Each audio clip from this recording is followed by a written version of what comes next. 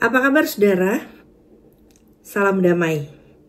Saya Pendeta Riani Josephine Suharja dari LPP Sinode GKJ dan GKI SW Jateng di Yogyakarta. Saudara, hari ini kita akan membahas tentang respon trauma. Namun sebelumnya, mari kita bersama berdoa. Bapa di surga, kami percaya bahwa waktu kami belajar, waktu kami mendengarkan suara Tuhan adalah cara di mana kami diajak untuk berdiam diri dan akhirnya kami bertumbuh di dalamnya, diberkati oleh Tuhan dan menjadi berkat.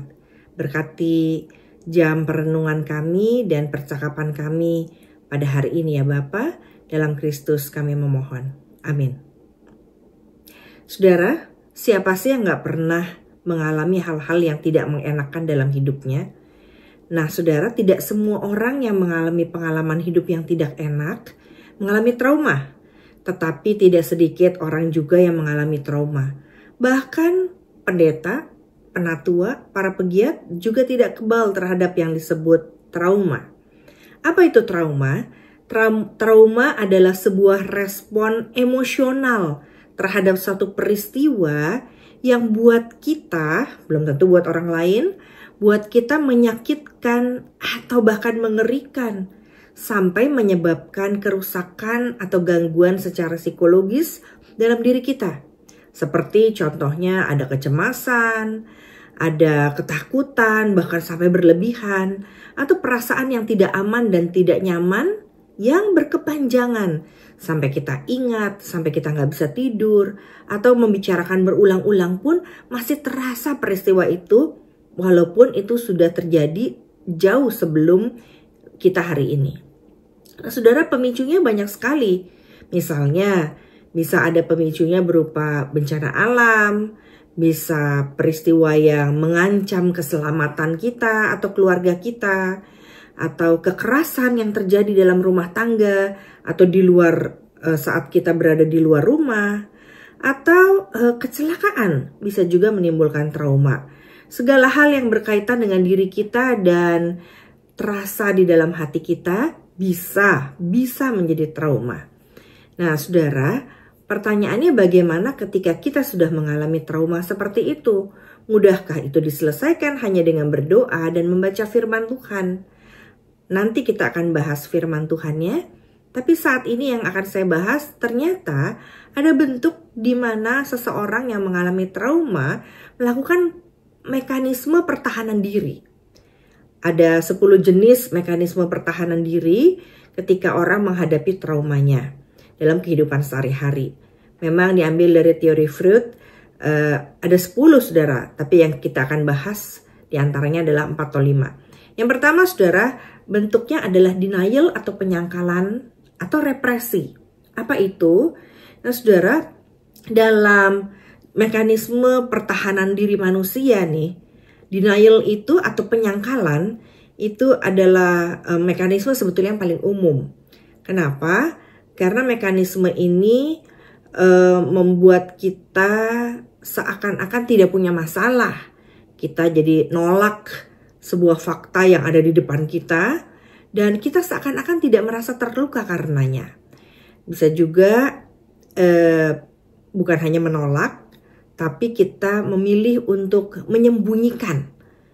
Jadi masalah itu kita sembunyikan, kita nggak mau kasih tahu orang, kita merasa perlu menguburnya dalam-dalam, itu disebut regresi. Jadi orang seperti ini lebih baik memilih untuk menghadapi masalah yang ada di depannya. Nah, daripada dia memilih ini, mendingan dia melupakan atau tidak mau mengakui adanya realita trauma tersebut. Itu yang pertama. Yang kedua, saudara, adalah rasionalisasi atau intelektualisasi. Apa itu?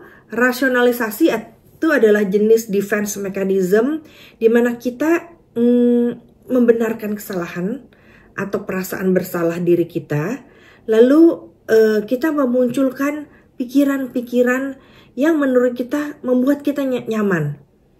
Misalnya saudara, ketika kita menghindar perasaan bersalah karena kita terlambat masuk ke sebuah komunitas, pertemuan, rapat, bahkan ibadah.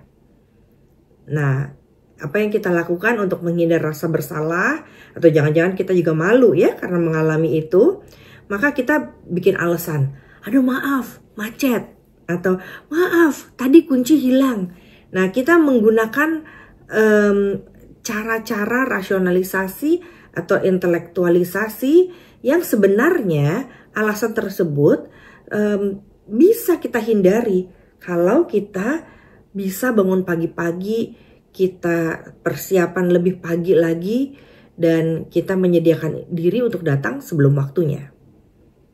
Lalu saudara yang ketiga, nah ini beda lagi, ketika kita mengalami trauma, kita bisa memberikan reaksi formasi namanya. Apa itu reaksi formasi?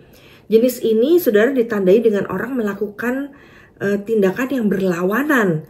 Jadi sebetulnya ketika dia misalnya dia takut pada ketinggian, tapi justru dia seakan-akan dia menjadi pemberani. Lalu dia naik dengan memejamkan mata dan berkatakan, saya berani. Nah saudara, ketika orang melakukan itu sebetulnya dia bukan memulihkan trauma, tapi dia sedang melakukan pertahanan diri terhadap trauma yang dihadapinya. Lalu yang keempat itu adalah sublimasi.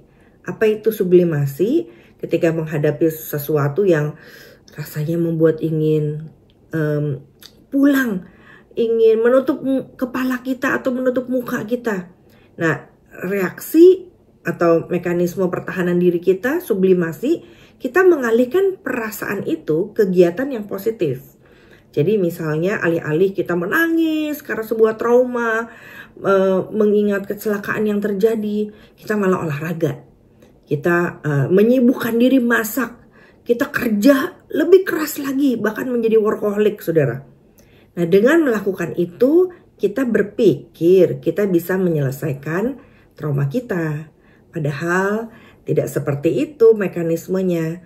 Kita perlu melakukan pemulihan. Kita perlu ahli, kita datang konseling, termasuk kita berdoa dan membaca firman. Saya ingat sebuah firman yang mengatakan dalam Yesaya 40 ayat 31.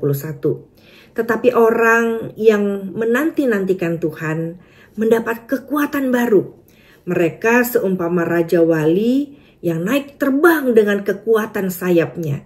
Mereka berlari dan tidak menjadi lesu, mereka berjalan dan tidak menjadi lelah.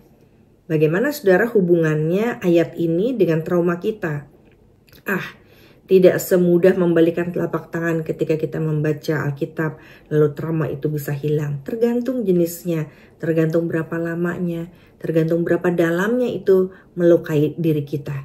Tetapi yakinlah bahwa orang-orang yang menanti-nantikan Tuhan akan mendapatkan kekuatan baru. Bagaimana cara menanti saudara?